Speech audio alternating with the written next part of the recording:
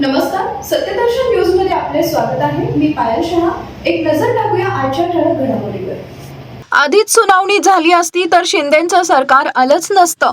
शिवसेना पक्षाचं नाव आणि निवडणूक चिन्हासंदर्भातील प्रकरणात सर्वोच्च न्यायालयानं पुढील सुनावणी 4 ऑगस्ट रोजी निश्चित केली आहे। आज झालेल्या सुनावणीत उबाटा शिवसेना पक्षाचे ज्येष्ठ वकील कपिल सिब्बल यांनी प्रामुख्याने आमदार अपात्रतेच्या मुद्द्यावर न्यायालयात युक्तिवाद केला।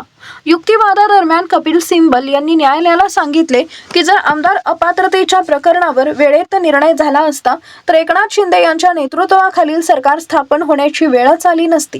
त्यांनी 10व्या अनुसूचीतील तरतुदीनुसार आमदार अपात्रतेच्या मुद्द्यावर तातडीने निर्णय होणे आवश्यक असल्याचं न्यायालयाच्या निदर्शनास आणून दिले।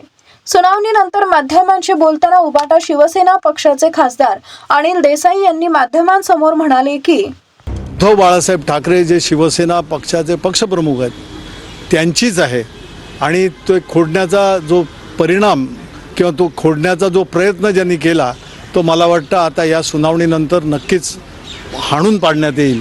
कारण न्यायावर आणि या आपल्या घटनेवर आज जी घटना डॉक्टर बाबासाहेब आंबेडकरांनी आपल्या देशाला दिलेली आहे, ज्या घटनेच्या आधारावर एक जिवंत लोकशाही जी आपण सगळ्यात की आमची लोकशाहीची जननी भारत आहे, तर खरोखर त्याला साजेसा असा न्याय या सर्वोच्च न्यायालयातून आम्हाला मिळेल अशी